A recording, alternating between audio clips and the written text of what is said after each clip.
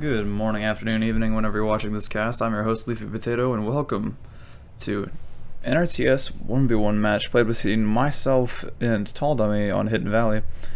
I guess I'll frame this as a best of three. It's a few matches we played against each other the other day. I just felt like I should put something on the cast channel because it's been a bit.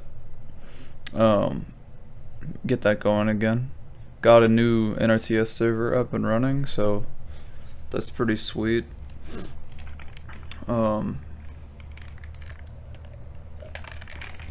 Yeah, pretty standard opening for myself. I'm just going upgraded command center, militia. It's pretty economically safe. I have something that I can harass Dummy with in the early game. And still money enough to be expanding behind. I am going a little bit more heavy on the militia. Usually you only make 3 so you don't interrupt your workers building farms, but I don't know. I wanted to put Dummy on some sort of timer. Of course I end up missing my freaking farms anyways. Ugh. He ends up going 3 workers, but he's mostly gonna get away with it. I will say I have been completely underestimating the strength of 3 worker builds. Cause like in my mind it's like, okay, well you're basically guaranteeing that you're gonna have to tower yourself or else the enemy can go and hit you. But I mean, militia are pretty slow, so on a map like this, and specifically with these spawns, like, he towers the middle, okay, I either have to go through red's base, or I have to go through yellow's base, or, not yellow's, blue's base to get to green, if the middle isn't an option. Or I have to crack the tower, so if he places one early enough, that can be a problem. At this point, I'm just trying to put my militia in a position where I could punish him trying to move out, or at least force him to tower me out of red and orange's base if he wanted these farms. And I'm just going to expand in the opposite direction that he does. Honestly, those militia probably should have just been rallied over towards, or like green's militia should have probably just been rallied over towards blue's base, because I've got nothing in the way of defense over there. I believe I actually end up getting called out on that, yeah. He comes back, he builds his farm near his base, and I think he just rallies over towards blue after a while. I get a heli out, and it bothers me. If I remember this correctly, I end up rallying it around the mountain, think it's on a farm, and it's just not. So I'm just waiting for it to slowly whittle down the farm. Yeah, I click way too far. God dang it, okay. So that's a bit annoying. Chopper's not actually doing nearly as much as it should.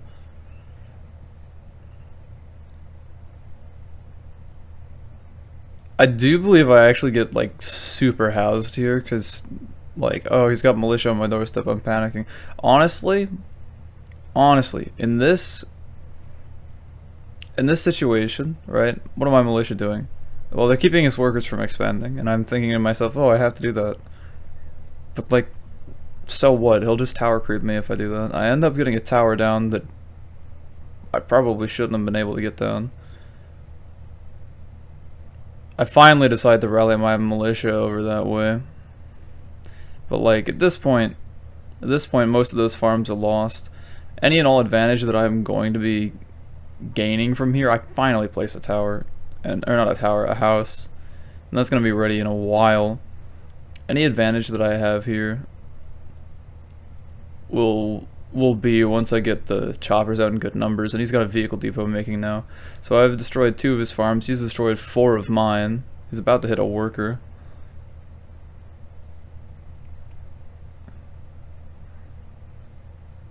I get 2 more choppers queued up.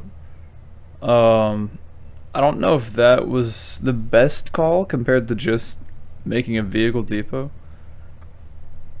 As expensive as making an airpad for one chopper is, if your opponent's committing to anti-air at some point, your choppers have a very hard time getting anything done.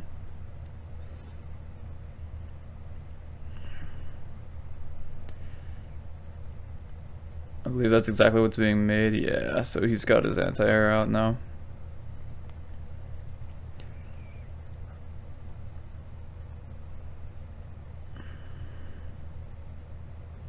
Taking my farms back, finally.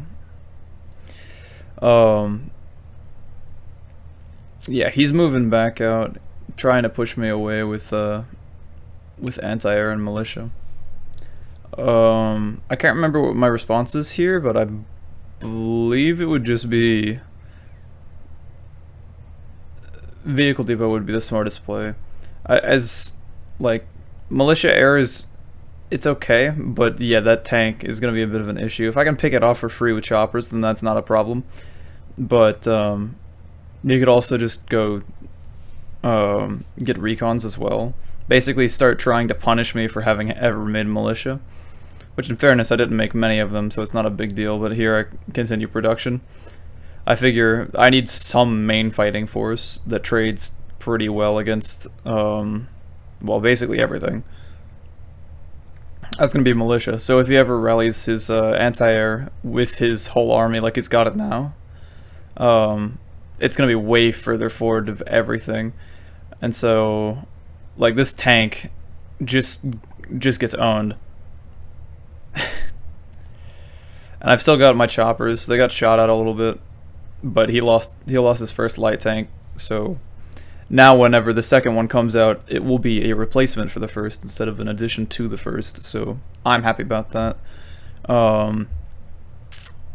Honestly, here I'm pretty sure the call is, since he doesn't have anything at his front, and I've got recons making now, which recons are not the answer to tanks, but I've got enough choppers in the sky and he doesn't have that many anti-airs. I figure I can get away with it. I don't know if I like sending the choppers to that side of the map, but I'm gonna use them to crack a tower. Just start tearing through that side of the map, give myself a fresh place to expand with. At this moment, I should probably start rallying a worker towards that side of the map as well, just to start being able to exploit gains there. He's gonna send his anti-air towards the area. I somehow get out with all my choppers. Damaged, but I get out with my choppers. I'm gonna crack the middle tower as well. And sure, he could replace some of his static defense, but the initiative's on me now. He's got another tank out. His militia is completely separate from his tank, though, so I can chase after those guys, see if I can't get some of them out of the fight first. He brings his light tank into the fight, but I've got enough meat shields. This isn't really going to be great. I lose the recon, which is dumb. But yeah, one light tank versus even just a body of militia. A light tank versus 10 militia is not something you want to fight as the light tank. As soon as you get 2 light tanks, you can make that decision a little bit easier, but I don't know if that's what he's working on. Yeah, he's got a second light tank up now. His tank's out of position again. I'm gonna get punished, lose a heli, but his tank is dented. It's gonna be easier to pick off. He's moving out, but honestly, I don't think this is much of a threat. I'm gonna move my forces back towards the center of the map. If you look at the map control, just loosely, he's got, what, 7 farms. I have significantly more than 7 farms. In this game, I am winning. If it weren't for the fact that his army were 2 tanks and 2 anti-airs, then this is sort of the right call for him, but he also forgot to make any and all defenses at his own home base. So, this is my time to strike. His base is undefended. He's got a vehicle depot there. He's got a light tank, but I've got some choppers in the sky. And even if he starts picking off my militia with his light tank, I'm just going to chew through his defenses quite quickly with all that I've got here. His light tank's going to die. And then I've just got too much of his base. It's gone. GG's. And yeah, pretty clean finish to the game. I had plenty of little mistakes. And then the next game that we played, which I'll be casting for tomorrow, those little mistakes cost me a lot. But I digress. Yeah, I guess it's nice to get back into casting. A bit of a shorter game for today. I'll have this uploaded 6 in the morning the day after I cast, but yeah.